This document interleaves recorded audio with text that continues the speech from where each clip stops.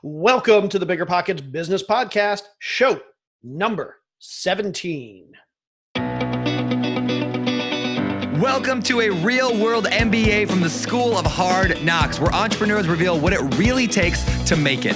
Whether you're already in business or you're on your way there, this show is for you. This is BiggerPockets Business.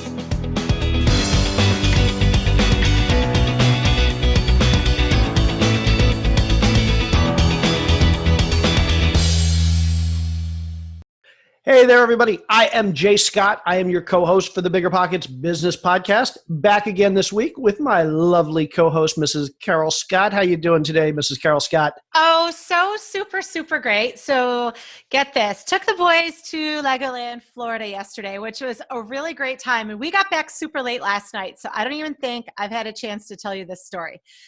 Get this. I finally got our oldest son to try his first roller coaster. We've been trying to do this for years, right? For years. And every time we go to any amusement park, we're like, let's try this one. Let's try this one. Yesterday, I was like, I'm going to go for the gusto and just try. I'm going to try to like MacGyver a whole situation that he can't say no to. I'm like, hey, look at that super gigantic, huge roller coaster. It looks terrifying. Want to try it? And he, of course, looked at me like I was completely insane. And he was like, well, no, not the big one, but I'll try the smallest one they have here. I'm like, yes, mission accomplished. I got him to try a roller coaster. And of course, not surprisingly, he loved it. So we went on that roller coaster, the next biggest one, and he wanted to go on a third. So we go from 0 to 3 roller coasters in one day. That kid faced his fears and he loved it. It was awesome. I love that. And that's a great lead into today's story. I'm sure you knew that today's show, and I'm sure you knew that when you started it. But for our listeners out there, today we're talking to two founders of a company that got the start in their business because they were able to face their fears and they were able to take a giant risk in their business. We're talking today with Nikhil Arora and Alejandro Velez, who started a company called Back to the Roots.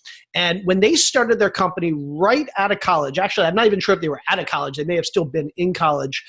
The first thing they did is they walked into a huge retailer and they said, we've got this half-baked idea for a product. We want you to put it on your shelves. And lo and behold, the retailer not only said, yes, we're going to do that, but we're going to give you some money to help you create the product. They weren't scared to walk in and take that risk. And throughout the evolution of their company, they've now grown to a really big company, but throughout the evolution of their company, they took risks like that. They faced their fears. There's another story that they're going to tell about how they walked into a retailer where they needed something from that retailer. And instead of saying, hey, can we buy this stuff from you for our product? They instead walked in and they flipped the story around and they said, hey, we want you to pay us to take this and put it in our product. And again, lo and behold, that retailer said, sure, we'll pay you here. Take our things, we'll pay you, go make lots of money off of us. So once again, willing to face their fears, and it paid off for them.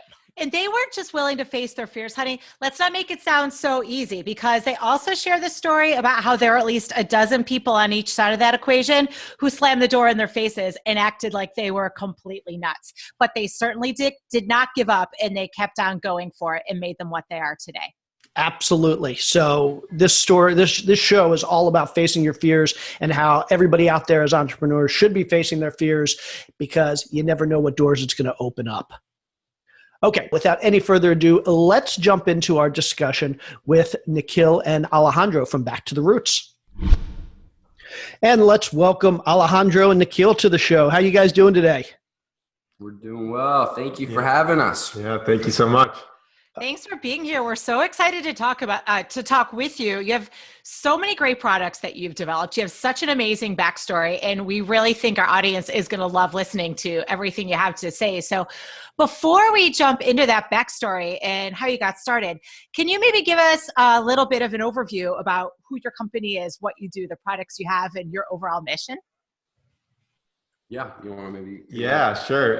So just to guys, quick background, my name is Nikhil and Alejandro. We're the two co-founders of Back to the Roots, and it's a company we actually started up in college together with this crazy idea of being able to grow mushrooms on coffee grounds, and fell in love with this idea of like urban farming and connecting back to where our food comes from. And you fast forward through our journey, what we've developed is actually this line now of ready to grow gardening kits to help any family, any kid grow their own food in classrooms and kitchens across the country, and also a ready-to-eat line of organic cereals and snacks that are all focused on simple ingredients and direct farmer sourced. And really, we're just trying to get, reconnect families back to where real food comes from and inspire curiosity about food again. And it's been a super fun, exciting, crazy journey. I mean, it started off as a bucket of mushrooms in its fraternity kitchen closet, and now we're selling our products in thousands of retailers across the country. And it's been really fun. So we're excited to kind of share that journey, I guess, this morning with you guys. Fantastic. I love that. Okay, so let's step back to, you guys were in college together. And I think talking a little bit earlier, you guys were in a fraternity together, you were taking some classes together, and that was kind of the origin of Back to the Roots. Can you take us back there and tell us a little bit about how you guys met, how the concept of growing your own food, I guess it started with mushrooms, came about? Just what's your origin story? Yeah, for sure.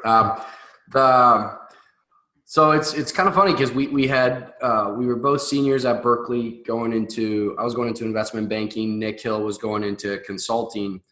We had no background in agriculture, had never grown a thing in our lives. And we were sitting in a business ethics class that was talking about 19 ways in which industries and businesses could become more sustainable.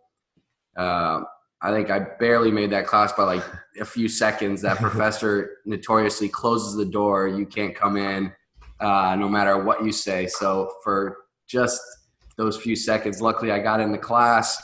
One of those ideas was how you could potentially grow mushrooms on coffee waste, but nobody had really done it commercially.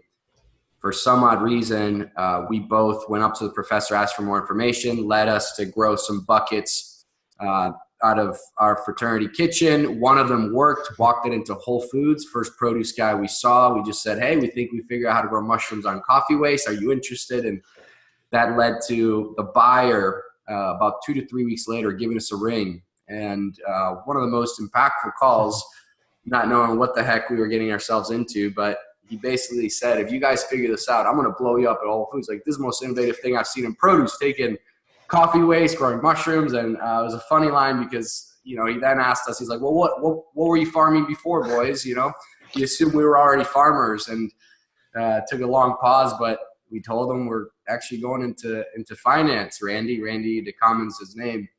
And then he took a long pause himself, and then eventually he says, you know what? I don't care. You guys figure this out. I'm going to blow you up at Whole Foods. And that led to us giving up our job offers. That's really interesting. So the thing that sticks out at me most here, and I need to ask this question. So you were looking at going into investment banking and consulting. So kind of the complete opposite in some ways of growing sustainable food sources and starting a business around a term that I sometimes hear, conscious capitalism. What made you guys say, we're going to give up the finance dream, we're going to give up the investment banking and the consulting dream, and we're going to start growing mushrooms and focusing on sustainable food sources? Yeah, it was, I think answer is pretty easy for me. It wasn't the idea. It was this guy. It was a partnership. It was the immediate love, respect. I think the fun we were having brainstorming together. And I mean, imagine your last semester in college, your friends are going out and having a blast, and we're dumpster diving together. And somehow by doing it together with Alex, like, it was just fun. It was invigorating. And I think there was right away something really special to that partnership. And honestly, I think more than the idea, it was that relationship. And eventually, over the course of those few months, I think, it was a ton of support from our community. We got a $5,000 grant from our chancellor, which at that time felt like we just won the lottery. And there was these different moments, but I think it was a partnership that really led us to like wanting to do this and giving us the confidence to do it. That is really cool. So you go into Whole Foods and you find this guy, Randy, who's a buyer, and he says, give me a product and I'm going to make you guys huge. So at that point, presumably you didn't have a quote unquote product that was ready to get put on the shelves in Whole Foods. So what were the next steps from there? Well, you're absolutely right. We had no real consistent supply of the coffee waste, because this was taking coffee waste, something that was being discarded every single morning at Starbucks and Pete's Coffee, and using that as the growing medium for the mushrooms. So that was what got us really intrigued by the idea, the fact that you could take waste, turn it around, and turn it into a growing medium. We also didn't really have demand. I mean, a buyer saying, "I'm going to blow you up. You know, what's the price? What's the cost of the product?" None of that we had figured out. But as Nikhil mentioned, I mean, we both were invigorated by just how we get so passionate about, like, you know, I'd wake up senior at school when everybody's already checked out and ready, you know, partying, and get these long emails of research from Nikhil of, "Oh man, if we could probably sell the coffee waste, and we could probably make money being waste management. This is how much, you know, annual revenue this waste management company does. We could probably displace them. Oh, and we might even be able to," like, it's funny because we eventually got to, I think we're going to be the ones having to grow the mushrooms. The initial thought was, we'll do everything around growing mushrooms, because there's no way in heck we'll be able to actually grow mushrooms. So we had nothing. And I think you slowly start, I think, realizing that the more, there's a lot of kind of stigma to how do you get into a retailer? How do you figure out what your costs are? And I think you kind of tackle it a little bit at a time. And then through that, you realize that you start kind of learning more about where's the opportunity and where's not. But just sitting back and doing a bunch of research, a lot of times, especially in food and real tangible products, is a lot of time wasted. So walk me through that first product. Was it like you packaged up some coffee grounds and you packaged up some mushroom seeds? Like, where do mushrooms? Yeah, how does that all work? Yeah, that's gonna be my question too. I'm like, so you go to Whole Foods and you go and you find Randy, and you've got this coffee ground container full of mushrooms, right? And you're like, you know, look what we've got. And he's like, "I'm gonna blow you up." And that's my question. What is it? Are you going to sell him mushrooms? Are you going to sell him coffee grounds? What is that product, and where'd you come up with it? Yeah, so it started off, as Alex mentioned, of us actually selling fresh produce and fresh mushrooms. But it took us, we graduated in May, 6 months or so of trying to replicate what we had grown, one little test bucket in Alex's fraternity kitchen. But we graduated, imagine, like, you know, we had that bucket, got $5,000 from our chancellor, give up our job offers, and then start just trying to farm. And day after day, we could not replicate that. It took us 6 months of literally every single day. You're planting, come back the next day, super excited, nothing's growing. Plant it the next day, come back. It's just this cycle of, you know, over and over, you know, literally like hundreds plus days of just failure. And eventually, it is mind blowing, that first bucket grew. Yeah. Mind blowing. There's no reason why that thing, it hadn't, I mean, we watched a YouTube video, put some seeds in this coffee waste that hadn't been like pasteurized or sterilized, went off to spring break. This was when, you know, when you could have spring break. This was college, and you come back and ate, like, and then all of a sudden there's like little mini mushrooms growing. Unbelievable. And then it took us forever to actually make it commercial. Forever. It took a long time. And welcome to Oakland, by the way. That's the train station we're near. So no problem. We like the trains in the background. People know we're actually recording live. Right in the middle of our office, in the middle of the Oakland produce market. So right by the railway station too. So we're right in all that energy. But perfect location. You fast forward. So I mean, basically we partnered up with Pete's Coffee and started collecting, basically became their valet waste collectors. So, you know, our first 6 months, we were just dumpster diving every single morning at 5 a.m., picking up their coffee grounds from Pete's Coffee that they were throwing away, bringing them back to our little small warehouse by the Oakland airport first, and then in West Oakland. And we're planting mushroom spawn, which is kind of like the seed. And it takes 3 weeks to incubate. And then after that, theoretically, you get fresh mushrooms, but 6 months later, we didn't have any. Finally figured out the right mix of temperature and light and humidity and all the different factors that we had no idea initially about, and had our first sale was just over 3 pounds of mushrooms to the Berkeley Whole Foods, and started scaling that up from there. But so our first couple of years, we were just farmers. We were growing fresh mushrooms and selling them in farmers markets, restaurants, Whole Foods. Oh. That's awesome. Now let me point something out here because I think you guys are really modest, but this is a great tip and a great learning for all our listeners out there. You walked into Whole Foods and you found a buyer. Then you walked into Pete's Coffee and you said, give us pounds, hundreds of pounds, thousands of pounds, I don't know what it was, of coffee grounds. You guys were fearless. You were willing to basically just approach these big companies and say, hey, we're starting out, but we want help, or we want you to listen to us, or we want to work with you. And it sounds like you got a lot of yeses. And I know a lot of times as entrepreneurs, we're scared to approach the big boys. We're scared to go after and ask people for help when we need help. But you guys are a really good proof that sometimes you just have to go and ask, and people are going to be receptive.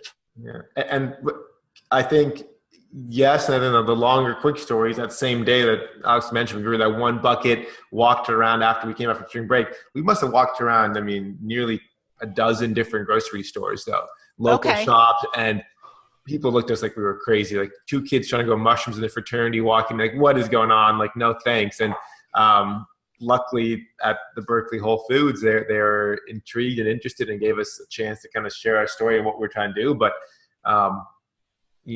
so, it's like, I think yes to go out there and sharing it, but also you can't walk away after the first no.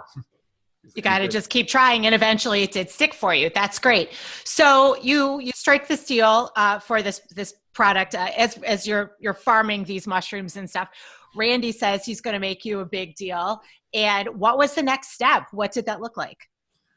Oh man, it's probably 16 hours a day of waste collecting in the morning, early morning. You have to be finished with the rest. This is like 5:30 in the morning. On a route, picking up from all the little local coffee shops, bringing it back, planting all day. So you're literally taking coffee waste, putting them into a bag, then we pass it. We created our own little assembly line, adding mushroom seed. Then you put it in this place, which is called the incubation room, in which it sits there for about 3 weeks. And during that time is when the mushroom roots are starting to take over that coffee waste. And then after about 3 weeks, then the mushrooms, you give it a shock. Mushrooms grow when they think they're going to die. So then you give it a shock of water. You give it a shock of different air, like fresh air exchange. You change that up. You change temperature. And then you get mushrooms to start sprouting. At that point, we harvest them and we take them and deliver them to Whole Foods. So we would have a rotation in which we would collect, plant, harvest, deliver, and then the late afternoon to evening, we would go and demo the product at Whole Foods. That was every single day. And this is the two of you, or do you have other people on board at this one? This is the two of you. Awesome. And how does it, from a food perspective, right? Because I think a lot of people, again, our listeners, have considered food products. Do you need FDA inspections? Do you need some type of approval, or can you just sell food in a retail location without any of that stuff? How does that work? No. You do. You definitely do.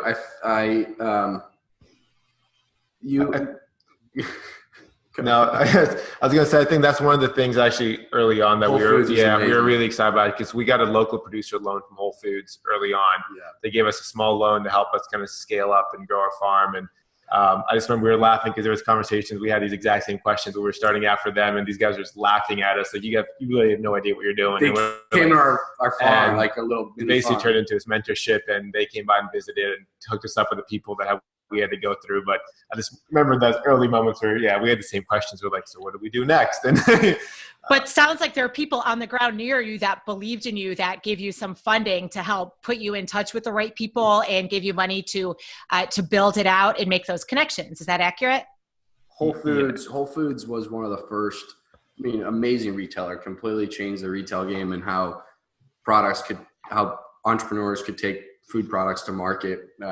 They did the local producer loan program, but they also had local foragers is what they were called. So it was regional folks that understood their market and would go in and handhold entrepreneurs that they would believe in. So Ellie Truesdale out of the Northeast is somebody who is really dear to both of us.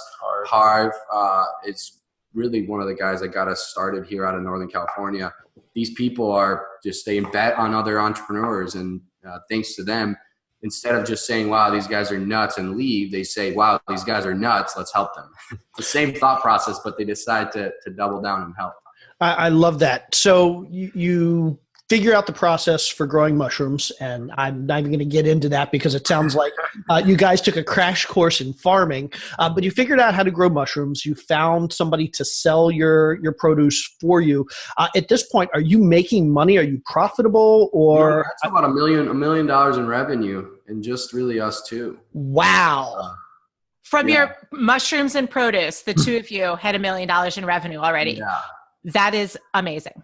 Okay. Awesome. But no, and you gotta, like, there's no cost of goods on this. I mean, it's just a little warehouse. Mm-hmm. So one of the things we highly recommend to anybody that's looking to start this, that I think we've gotten this advice in the past said differently, but whatever you do, give your best chance of screwing up. He replaced screwing up with another word, but it's so real. Like, we didn't know how good we had it to have a product that had basically 100% gross margin. Like, you can make a lot of mistakes when you have a product that does that. So highly recommend going into, especially when you're starting out. And early on too, I think what let us do that too, a kind of interesting story was that with Pete's Coffee, for instance, we start scaling up, we're collecting, thousands and thousands of pounds of coffee grounds per day, per week. Eventually, I think at our max, when we were doing that, we collected about 3.5 million pounds of coffee grounds from Pete's Coffee in 1 year. Wow. Started, but through that process, I think we realized, okay, this is a real service. And so we actually started getting paid to collect their trash. So we kind of replaced management. And so you step back, it's like, and then during that process, when we were growing fresh mushrooms, all of our waste, the leftover substrate, we learned that it was actually a really great soil amendment for farming and for local gardeners. So we ended up putting that up on Craigslist and selling that as a premium soil amendment. And so you kind of start as like waste of waste all had value to it. And I think just looking back, like, all that helped us bootstrap it and kind of get this product out there. And Randy bought that at Whole Foods too. We took that into Northern California Whole Foods. Of course he did. We got paid to collect the waste. We sold the fresh mushrooms, which were grown a few miles away from all these stores. And then our own waste became a soil amendment at $9.99, $10 bag. Amazing soil amendment. It's spent mushroom substrate. It's really good for growing. So we had 3 revenue streams out of this little operation. And that got us to bootstrap without needing to raise any capital. I mean, it's a lot of a labor of love. There was not much of the love part, but there's definitely a lot of labor. But it was still pretty cool to be able to get to $1 million+ out of this little warehouse in Oakland. And that's a great, how do I say this? That's an entrepreneur mentality. I'm sitting here getting ready to ask the question, how much were you paying Pete's Coffee to buy their coffee grounds from them? And before I could ask the question, you start telling us about how they're paying you to take the coffee grounds, and how then you're then taking those coffee grounds that you're getting paid to take, and you're packaging them up and you're selling them as an additional product. So while I'm thinking about all these costs to your business, you're turning that around and you're figuring out how to turn that into a revenue stream. That's fantastic.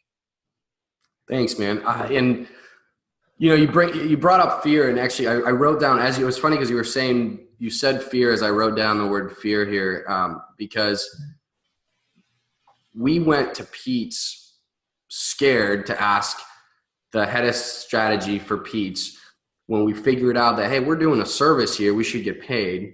But we went to him thinking we were fully prepared. We came up with this financial model of how they should pay us, not just to collect, but we actually asked them that we might be willing to put the Pete's logo next to our package and our mushrooms, and we'll pay them on per impression. So we did this whole calculation on how many consumers walk by a Whole Foods store and get to see the Pete's logo, and on a per impression basis, they should pay us X amount per month.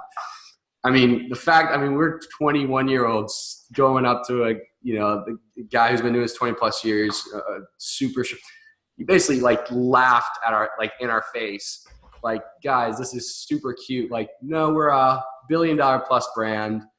We're not going to pay you to put our brand on your little mushrooms in some local stores, but you know what? We're going to pay you to collect. So we went and asked for, we wanted not just to pay for collect, but we wanted to get paid to put the Pete's logo on our brand, which had no value whatsoever. But fear is such an interesting word, because Nikhil talked about our partnership. I think the other part, and I speak for myself, I think fear drives me a lot, whether healthy or not healthy, probably not very healthy, but the fear of letting people down drives me a lot. And when we put ourselves out, we raise a $5,000 from our chancellor. We're like, we cannot lose this. When we partner up, I'm like, I cannot let him down. So putting ourselves out there and going to just asking the question is almost like a way to combat that continuous fear that's in your mind. It's like, you can't let people down. Well, put yourself in a place which you're creating that fear by asking crazy questions to go and get paid to collect coffee waste. If you do that as often as you possibly can, then in some way it's kind of maybe an antidote to the reality. At the end of the day, fear does drive me personally. So I don't know if other kind of listeners can relate to that fear, but that's a good way to maybe for me to at least kind of get me through, which is put yourself in positions that you artificially become fearful. And by asking a lot of stuff that you don't necessarily shouldn't get, that also helps. Get unfair share of attention. That's really cool. And you're almost talking about, like, I love your example of, you're basically asking for the moon, right? So talk about being fearful. You're going to go crazy fearful, like throw a question at them that is like so over the top. How could you possibly even say yes to me? But what they do, they didn't say yes to that, but they gave you a piece of the moon. So rather than asking for a piece of the moon and getting like an itty bitty bitty piece of moon dust, you asked for the whole moon, and then you still got something awesome out of it. You got them to go ahead and pay you to remove their coffee waste. So I love that concept of just going all out as far as being fearful and not just going partially in. So you have all these revenue streams. You're making millions off of the mushrooms and the waste in the premium soil. When did you decide, or how did you decide that you still needed to do something more or something different? Because that's it sounds like a big jump from that to where you are today. So what made you decide that you need to do something more, do something different, and what was next? Farmers markets. Yep. It was listening to our customers. Yep. Honestly, we would just we're growing, we're harvesting, we're selling in, and then we're demoing every single evening, every single weekend. We're just selling at farmers markets, and we're doing tons of tours of our little farm we had in Oakland to our local community and families and teachers and kids who would meet at these demos, and people would come by this warehouse, this farm, and we started hearing the same question like over and over again, and people were almost more excited about not like what we were growing, but how we were growing it, just that process of farming and growing food, and wanting to like, hey, can I take one of these big crazy bags you guys are growing your mushrooms in, and can I take that home and do that myself on my kitchen counter? Can I do that in my kid's classroom? And we just started hearing all this kind of, it's that same kind of feeling over and over again. And we realized there was something bigger here than just mushrooms. There's something bigger than what we were just doing in this local 5-10 mile radius of selling to those markets and restaurants and farmers markets. They always just kind of need of people wanting to reconnect with food and kind of experience that magic themselves of like growing something again. And that's what kind of inspired us to like, hey, can we take what we're doing and shrink it down into something small enough for, a kitchen or a classroom? And that led us from our big mushroom farm to then shrinking that down to our first kind of really consumer CPG branded product, which was our mushroom grow kit. And we'd do the first 3 weeks of the work for them, incubate the kit, seal it up in this box, and then families at home can just pop it open and in 10 days grow their own mushrooms and cook with them. And so that was kind of the start of the next kind of phase of Back to the Roots.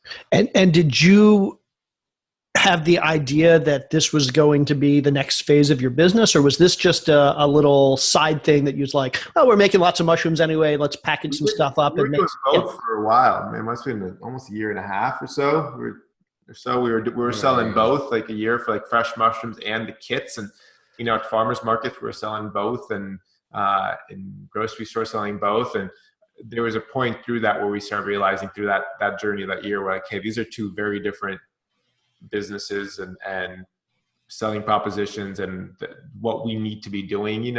One of them you're kind of really just focused on the sell in terms of the fresh produce. The other one you're trying to educate and inspire and teach people what this product is and the marketing and et cetera. So it was and then that was one of the big first moments. I'll never forget that we're actually sitting in front of the Home Depot, the parking lot, and hey, do we have to decide on one of these? And we said, yeah. And we doubled down on the kits. Wow. That's huge. So what was the next step? So once you decided, okay, now we're going to focus on education, we're going to focus on helping people get back to the roots. And you really decided to focus on the kits. What was the next step in the evolution of the business? Where did you go from there? I think the immediate, once that decision was made, which was, looking back, it sounds simple. It was a really hard decision.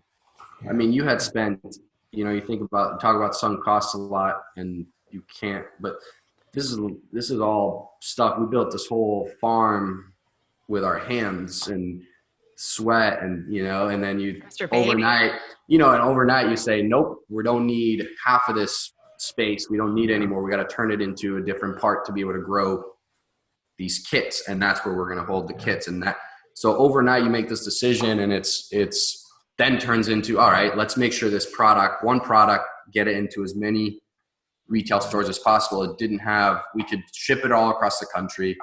So then we expanded, we were able to expand nationwide to Whole Foods. So I took, I think, 2 months.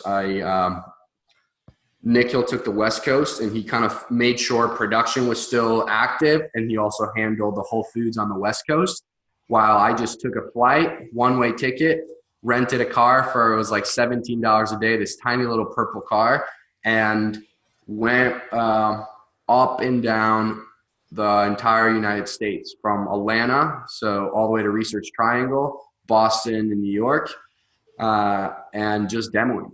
Sooner the store would open, all the way till it closed. This was specifically at Whole Foods, or did you go into other retailers? So it's all Whole Foods. So you had this whole day. We said, hey, I think that we did. I think many mistakes. I think that one we did right, which is double down on one retailer. If you can prove it with one retailer, then you've got a good story, and then other retailers will follow. So we just went and made sure that the sales were there, and introduced ourselves, demoed, and even I remember, just going back to that point of the decision, though.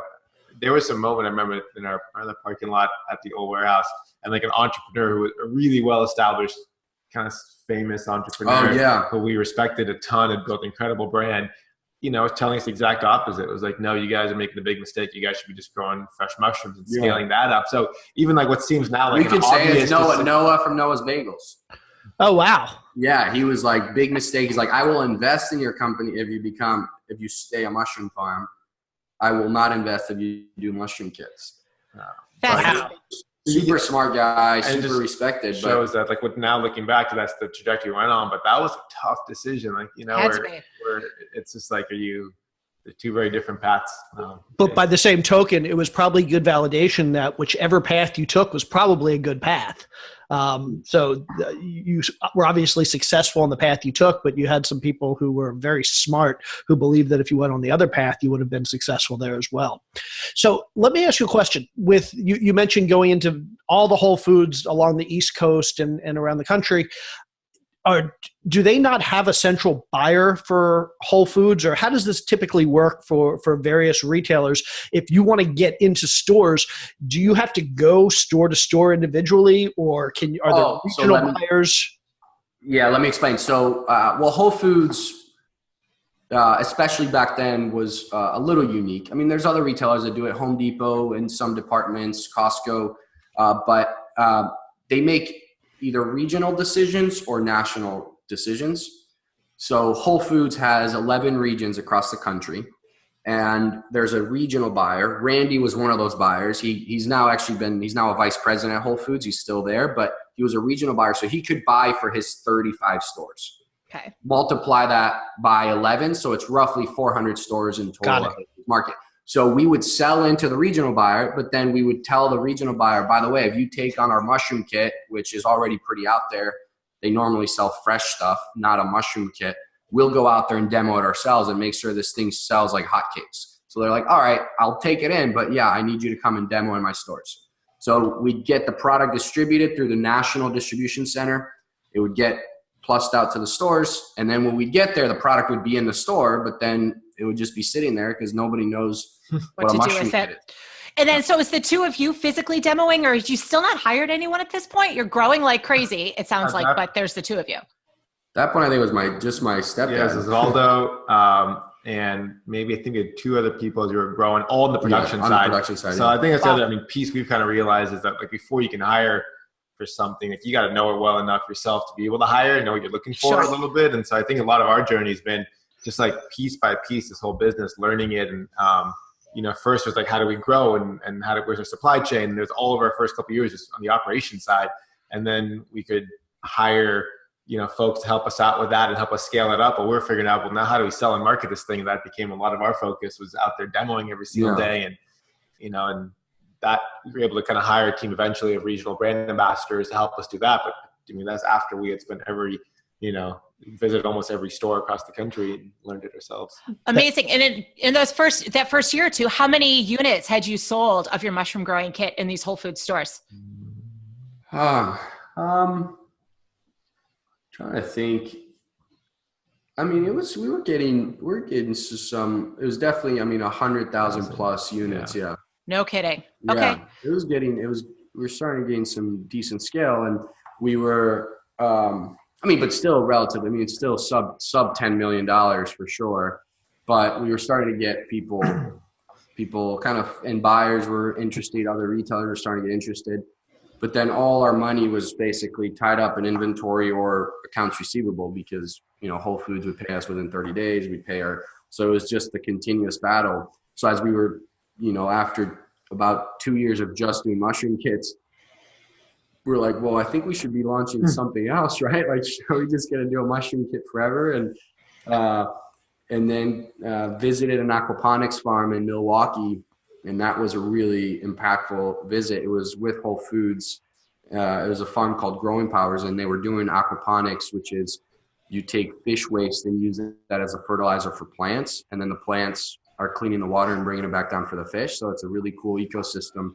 And you can do it in urban settings because it takes half the real estate. So they sell the tilapia fish, and then they sell the herbs to Whole Foods and other retailers.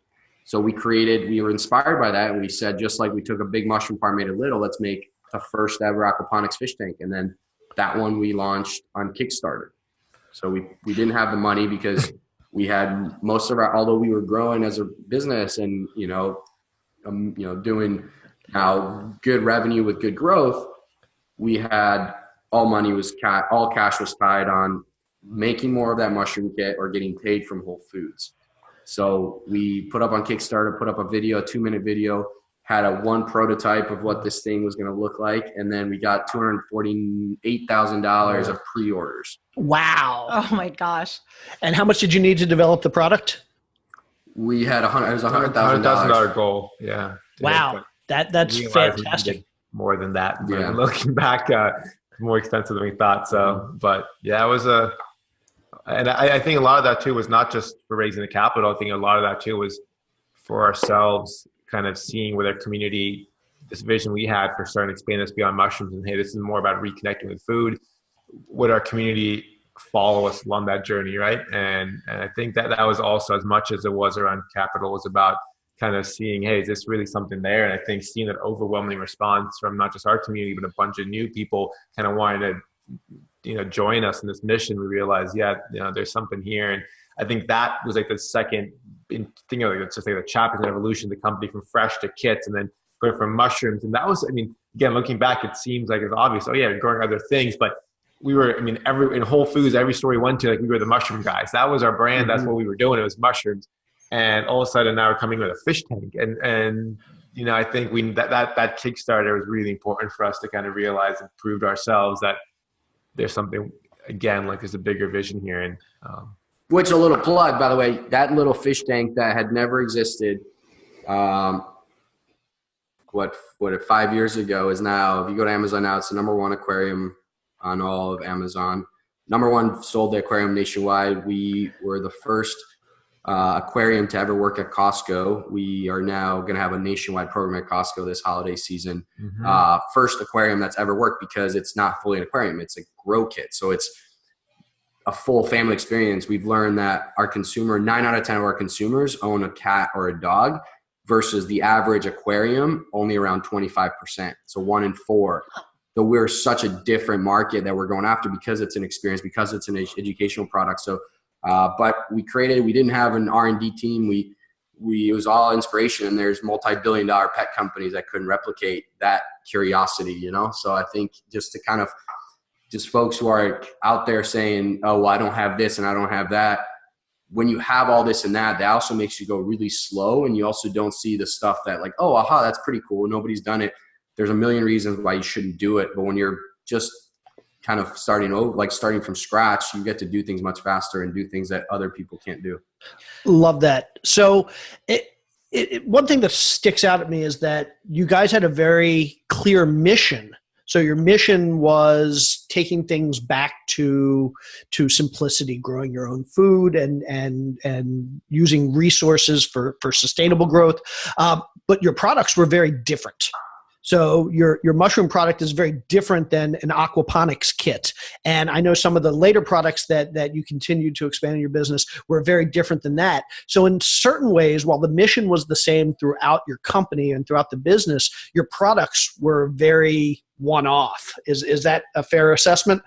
Yeah, you nailed some tough criticism, some tough love advice from people too around wow, what are you doing growing mushrooms and then a mushroom kit and then an injection molded product? I mean, a fish tank requires you to understand how plastic freezes. It requires you to work with molders, with industrial engineers, mechanical engineers, to be able to design this thing.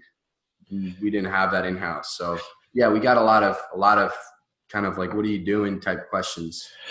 So in 60 seconds, can you kind of give us the evolution of the business from conceiving that second product to where you are today? What other products have you done? How have you grown in terms of employees and bringing in people to help, in terms of raising money? I know it's a big question to ask in a small period of time, but I think there are a lot of people who kind of want to know what's happened since then. I'll do products, you can do team and finance. All right. So I'll do the products piece of it. Rapid fire. So fresh mushrooms, to then realizing we wanted to go into kits and help people do it themselves. Launched the mushroom kit and the water garden, the aquaponics kit. And you fast forward to today, we've now expanded that line into a whole line of indoor gardening kits, all focused on kind of small space, urban, kind of new gardeners who may never grow anything before. So I'm just going to show you a few of them. Like this is, I don't know if you can see this in the camera for people watching. It's like a lavender plant. You put on your windowsill, grow fresh lavender. We have a partnership with Aisha Curry, launched a kitchen herb garden line. Is that Steph Curry's wife?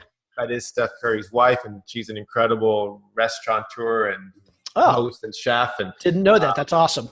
Just actually, so we've kind of expanded out this line of various grow kits, including actually we launched this one on Earth Day, which is the very first ever hemp grow kit. So you can grow your own organic hemp now at home.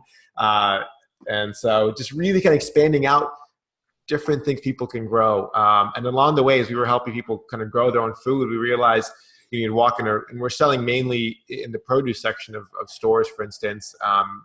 And you realize there's this huge disconnect between the grocery aisle and the produce aisle. And ultimately, our vision was connecting people back to real food, real ingredients. And that's what kind of was the inspiration behind launching our ready-to-eat line, which was our organic breakfast cereals, all focused, 3 ingredients, direct farmer source. And in many ways, we wanted to, teach people that whether you're growing it yourself or someone's making it for you, you should know exactly where it comes from. And you should know whether you're the farmer or you're a farmer. And that turned into a line of organic cereals, which actually became like the second largest driver of growth in Whole Foods when we launched that nationwide. And we launched it in these single serve cups as well now, which really cool opportunity we had in New York City to do blind taste tests. And through blind taste tests with New York City public school kids, actually displaced Kellogg's and became the first ever organic cereal offered in U.S. public schools, helping feed 1.1 million kids in New York and per day. So in many ways, it's a wide swath now of gardening kits and then our organic cereals, but it's all focused on inspiring people to kind of learn where their food comes from, connecting the dots between what you grow and what you eat. I absolutely love that. I mentioned earlier a term that I really like called conscious capitalism. And I think it's something that's starting to gain popularity over the last few years. And it's basically the idea that capitalism isn't a bad thing. Capitalism is a good thing. And we should be striving to achieve profit in our businesses and our business ventures.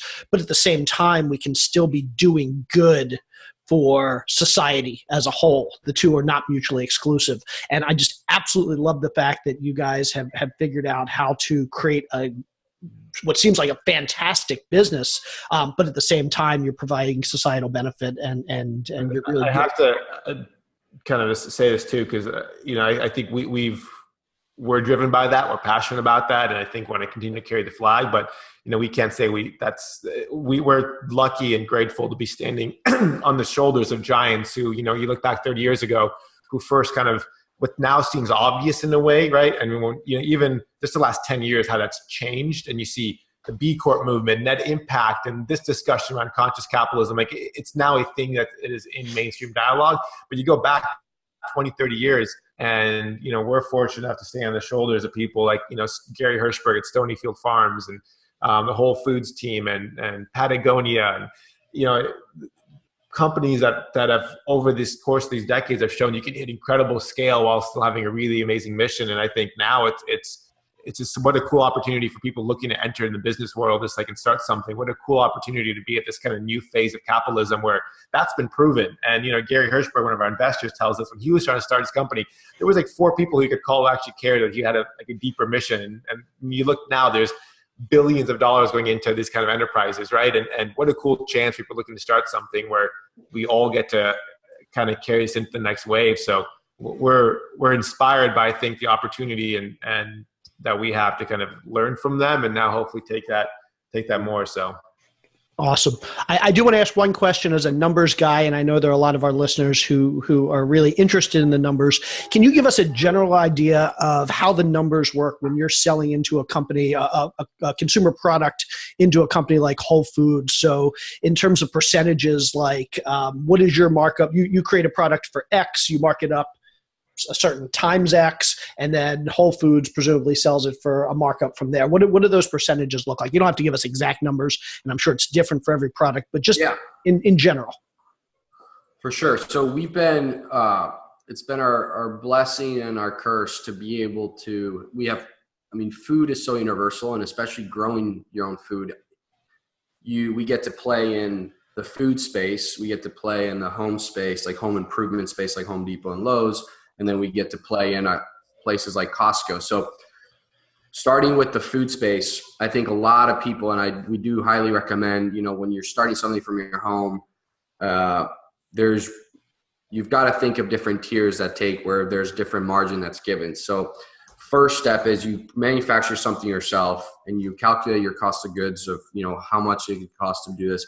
For food, you've got to manufacture this at large manufacturing facilities. So it's important before you think of what's my real cost, you should start assuming you're going to do this in mass quantities. So start reaching out to other companies that do this. So it's co-manufacturers or co-packers that do this at large quantities and ask for their quotes. So based on that, you then immediately have a distributor in between. So a distributor normally takes 25% of the margin. So you, from the distributor picks up the product from your warehouse, your facility, and then distributes it directly to a Whole Foods or a Safeway, a Kroger. Then Kroger or Safeway or Whole Foods will then take roughly 40 to 50% margin on top of that.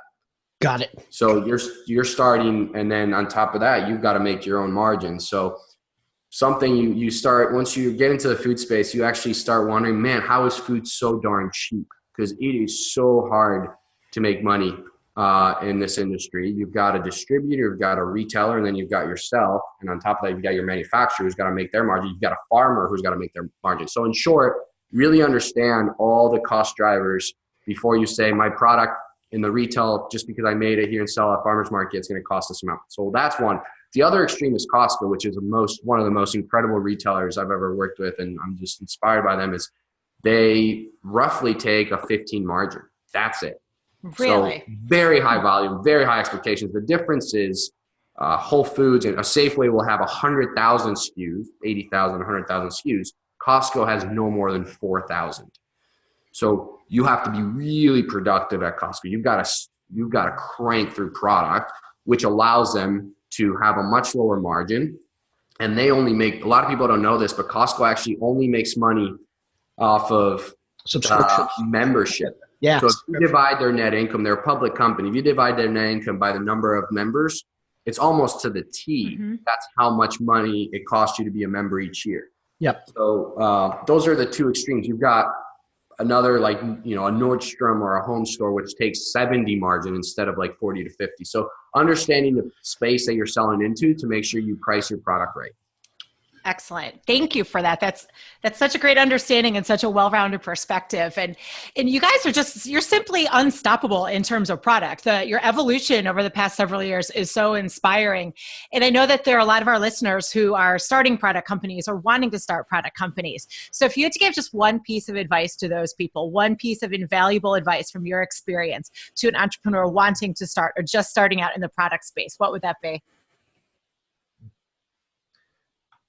So, I don't know. I think one thing we've learned, especially in this day and age, and I'm sure there's different answers, a lot of different answers to this.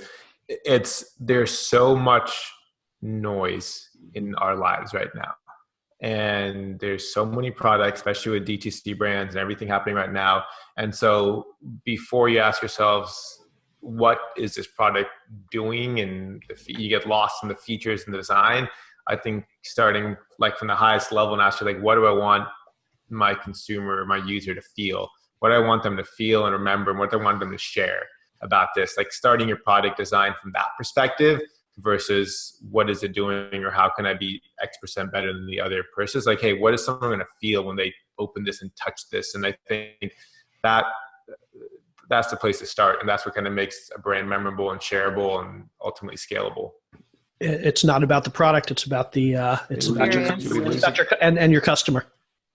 All right, gentlemen, thank you so much. All of this has been so inspiring. I'm sure our audience has loved every little last bit. And I know we could talk for hours and hours, but I think we should start getting to we're going to get to the last segment of our show, which is 4 more. And this is where we ask you 4 questions that we'd like you to answer rapid fire style. Okay. So the first things that come to your mind, and then the more is where everybody can find out more about you and what you're doing. So are you ready for the first question? Let's do it. Let's do it. Jay, go. Okay, gentlemen. What was your first, and I'll let each of you answer separately, what was your first or your worst job, and what lessons did you take from it that you've used in your current business? Investment banking. I did a summer analyst summer in New York. Work with people that you want to be like when you get older. I like that. That's great. Cool. First job, I was working for a financial advisor, cold calling hundreds of people a day, trying to sell services, and realized that I was not inspired by that. And I think to do my best work and bring my best self, I had to be really inspired by the work and the mission, and led me to find that. Great answer. Okay, what is the defining moment where you realized you had the entrepreneurial itch? It's rapid fire. My gut was, I don't know if I have it, I guess, but at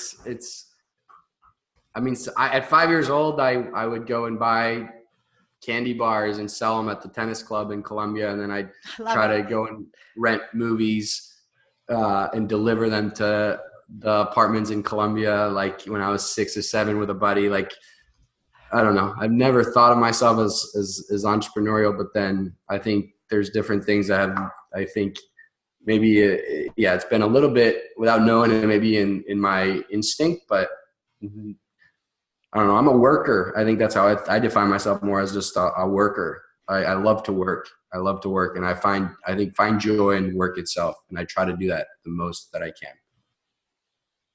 Awesome. Yeah, I think we both take pride in that process and the work. And I mean, ultimately, I guess when we realize we're entrepreneurs is when and we'll never forget that moment above our school at UC Berkeley, above Haas. We both shook on it and said, if you're in, I'm in. If I'm in, you're in. And I guess that, if anything, was the moment we finally scratched that itch, I guess. So it's still a really clear moment, super vivid in my head. And we both said, we're doing this. You're way committed from the get-go. I love it. You guys didn't pursue entrepreneurship. Entrepreneurship pursued you. Awesome. So 3rd question, what is the worst advice you guys have been given in your business, and what did you do with that? I think it's interesting because in every advisory session that you have with other entrepreneurs, everybody has, by and large, really bad advice and really good advice. It always comes together. if you don't get really good advice, if you get really good advice, you're most likely also getting really bad advice in that session. If you're kind of getting sort of good, you're probably going to get, it's those sessions that become very binary are the ones that are most impactful. So I think it's, at the end of the day, it's deciphering which advice you want to take is what I think what makes this fun and also makes it challenging. I think one more thing like that too. I think a lot of times when you're just starting out, there's this, especially in Silicon Valley, this idea of like keeping your idea to yourself. And then I think there's an ethos around startups of secrecy, and this is my idea. And I think something we take the most value out of is just realizing, just get out, especially if you're deciding whether or not to start something, just go out there and talk to literally 500 people. And if you're still as excited after the 500th conversation, there's probably something there. Because ultimately, do you have that resilience internally and that passion to want to kind of pursue this? So I think a lot of times just you'll hear like protect your idea, and it's going to evolve anyways. Whatever your idea is now is going to change 100 times over. So might as well go out there and start sharing it and getting that feedback. And I think it's something we've learned a lot from. Cool. All the transparency and vulnerability. Go ahead, Jay. I was just going to say it's a roller coaster, and if you never want to get off, you know you're doing something right. Yeah.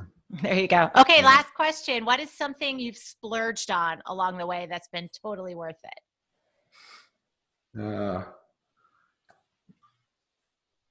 One time we probably had $1,000 in our bank account for Back to the Roots, and we were driving by a casino, and I told Nick, I'm feeling it, bro. I'm feeling it.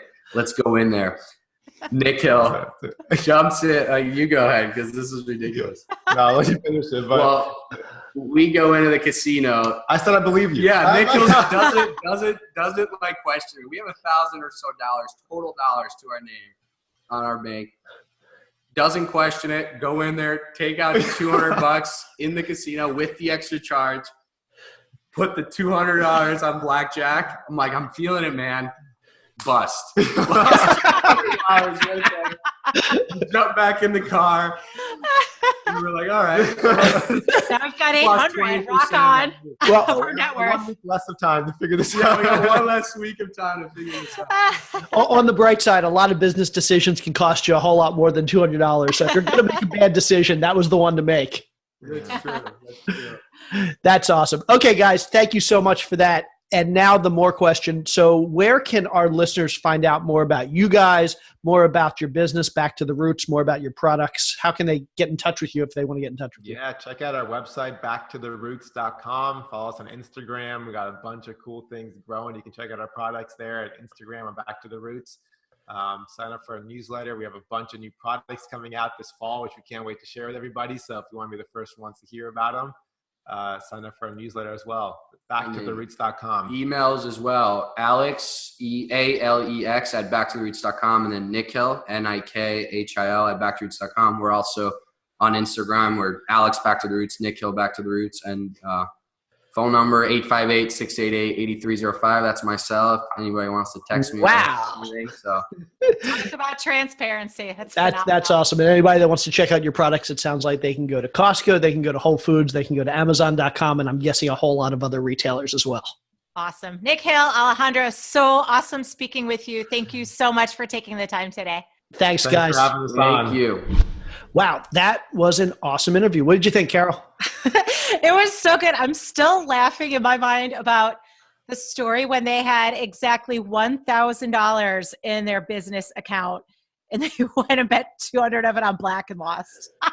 No, blackjack. Let's give them credit. They didn't play roulette. They played blackjack. You got to give them a little bit of credit. This is true. Phenomenal. Well, it was like I said to them then, if you're going to take a big risk, at least do it on blackjack with a little bit of money as opposed to in your business. Right? Seriously. But they took so many great risks, and my goodness, their product line right now is absolutely incredible. What an inspiring story. And just the whole thing about the conscious capitalism and how that just self-perpetuates. And we're in such a great time in the world right now where there's so much opportunity for that. It's wonderful. It makes you really look forward to the future for our kids. Yep. I know as soon as we end this recording, I am going to go out there. Some things I've been putting off doing in our business because I just haven't been able to get over my fear of making a few phone calls. I'm going to go do that this afternoon.